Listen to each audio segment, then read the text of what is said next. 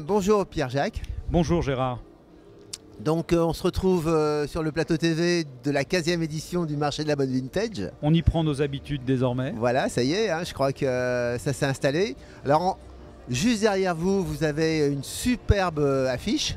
Est-ce que vous pouvez nous donner l'origine de ce nouveau élan de communication et visuel? Pour la deuxième édition, on a voulu thématiser désormais les marchés de la mode. On était l'année dernière sur la marinière et les petits matelots, en invitant les visiteurs comme les exposants à jouer le jeu d'un thème défini dans la préparation du marché. Cette année, on a eu des envies d'été, des rêves et des envies d'été après un début d'année qui a été particulièrement pourri au plan politique, au plan économique, au plan international. On avait vraiment envie de changer de séquence et pour ce week-end du printemps, on s'est dit qu'on se mettait résolument en route vers l'été.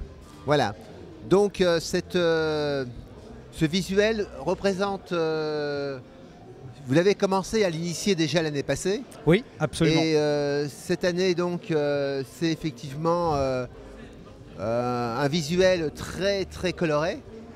Est-ce que donc c'est la tendance vintage cette année? Alors d'abord, comme vous venez de le faire remarquer, on rentre désormais dans des visuels qui sont des visuels figuratifs. On a quitté le côté graphique et abstrait des campagnes précédentes. Donc là, on est résolument dans le figuratif. Pour autant, on ne veut pas mettre au cœur de l'affiche le produit. On veut mettre au cœur de l'affiche l'esprit du vintage. Le marché est en train d'évoluer. Il est passé d'une logique de produit, vintage authentique, à aujourd'hui une logique de mode de vie vintage. Et donc, effectivement, un surfeur un peu hawaïen des années 50, on renoue d'abord dans la construction de l'affiche avec la logique des affichistes des années 50, résolument vintage, avec une affiche qui a un quart d'affiche, avec quelque chose de très coloré, très graffé aussi. Et puis la thématique du surfeur, c'est un peu les Beach Boys, le rêve californien, donc résolument les envies d'été. Oui, surtout que cette année, en fait, beaucoup d'animations sur cette 15e édition. Alors, on a voulu marquer le coup d'une 15e édition et comme on veut vraiment avoir un marché de la mode qui soit désormais un marché, vraiment un lieu un peu du festival vintage, effectivement, on a renforcé la restauration, les animations et puis les petits événements partout à travers le marché. Un partenariat avec le groupe Espace. Donc c'est un nouveau partenaire. Oui, je crois que Espace Group, c'est un acteur important des médias dans la ville lyonnaise. C'est un acteur multicanal avec des cibles qui sont à la fois des cibles juniors sur certaines stations, des cibles aussi plus seniors et plus masculines sur la station Virage Radio qu'on a choisi cette année dans le groupe Espace comme partenaire d'antenne, avec la volonté d'ouvrir ou d'intéresser au marché de la mode une nouvelle cible d'auditeurs et pour nous de visiteurs. Et bien sûr des partenaires historiques également. Les partenaires historiques toujours présents. Alors évidemment l'Université de la mode qui est à l'origine du marché de la mode vintage, qui préside cette année la chasse au look. Donc ce sont des expertes en mode qui président le jury de la chasse au look et on en est très heureux. Ça a déjà donné lieu à une remise de prix en début de marché. Il y en aura une deuxième avant la fin de l'édition aussi. Et puis le syndicat de la mode et de l'habillement qui est aussi un partenaire et un acteur de la mode dans la région Rhône-Alpes. Et puis le groupe L'Officiel également, le groupe des publications L'Officiel, toujours, qui est un partenaire ancien du marché de la mode. Le printemps également, vous avez une connotation cette année assez spécifique. Alors le printemps cette année est un partenaire privilégié puisqu'il fête ses 150 ans quand nous fêtons notre 15e édition. Donc le marché de la mode vintage s'est un peu installé au printemps à travers une superbe vitrine qui évoque notre visuel et notre thématique. Et le printemps s'est installé sur le marché de la mode vintage à travers aussi un visuel des 150 ans et une tombola, puisque tous les visiteurs du marché de la mode vintage participent par tirage au sort à une tombola qui offrira une journée de shopping complète et des bons d'achat importants avec un personal shopper au magasin Le Printemps Donc c'est un joli clin d'œil pour un double anniversaire. Alors peut-être rentrons maintenant un peu plus dans le détail avec le marché de la mode vintage comme vous le voyez, c'est-à-dire on a l'impression maintenant que vous avez défini deux types de vintage. Est-ce que vous pouvez nous en dire plus? Alors je pense que le marché est en train de devenir le marché de la mode et du vintage, et non plus seulement le marché de la mode vintage.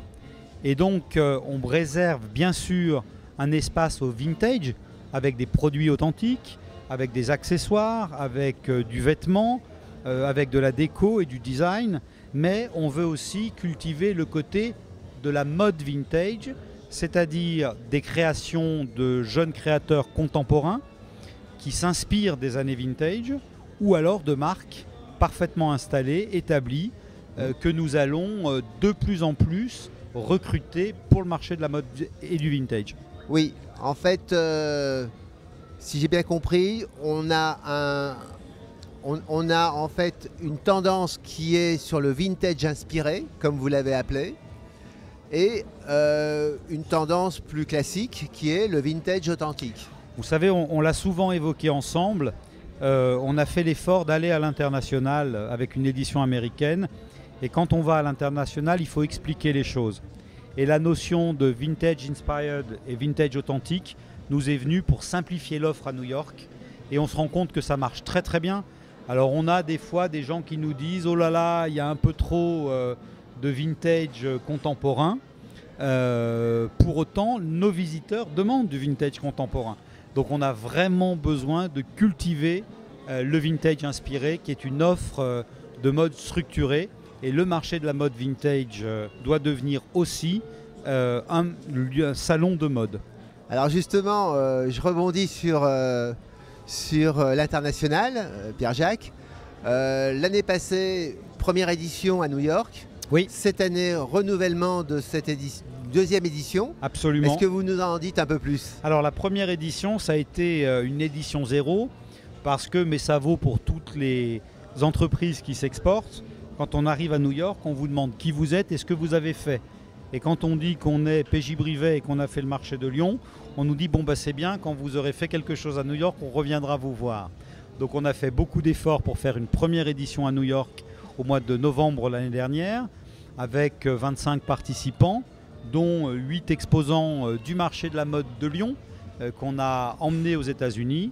Mais c'était un marché qui a été un marché un petit peu de préfiguration du véritable mode vintage fair que nous sommes en train de préparer pour les 7 et 8 novembre prochains, et qui doit, en 2 ou 3 éditions, correspondre au transfert à New York d'un marché identique au marché de la mode vintage de Lyon.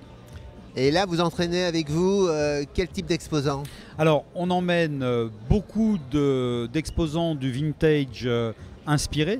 Donc on emmène des marques, on emmène des créateurs, mais on emmène aussi, pour des questions de logistique, des exposants de petits objets, petits mobiliers, petits designs.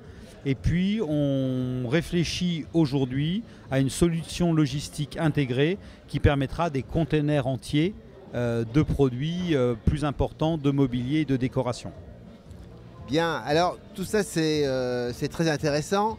Peut-on se projeter déjà pour l'année prochaine? Comment vous voyez? Alors, on fera un bilan évidemment de cette année. D'ailleurs, peut-être pouvez-vous nous en dire un petit mot, puisqu'on est dimanche et que samedi est déjà passé? Alors, à la moitié des objectifs, on a fait une très très belle édition hier avec près de 8000 visiteurs, ce qui a même posé des petits soucis de logistique, mais ce sont de bons soucis et beaucoup de nos visiteurs ont été très patients, ont attendu quelquefois un peu sous la pluie, mais vraiment on a tout fait pour les accueillir, on a ouvert des espaces, donc tout s'est très bien passé.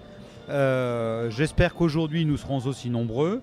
Le pari qu'on fait désormais d'organiser des animations musicales, je pense que vous en avez un petit aperçu dans le fond sonore actuellement. Les images vont arriver. Les images vont arriver avec quelques chanteurs aussi importants, puisque on a eu Louis Delort qui a fait un concert qui a eu plus de 3000 spectateurs, ce qui était un très joli concert pour Louis Delort, il en était très content.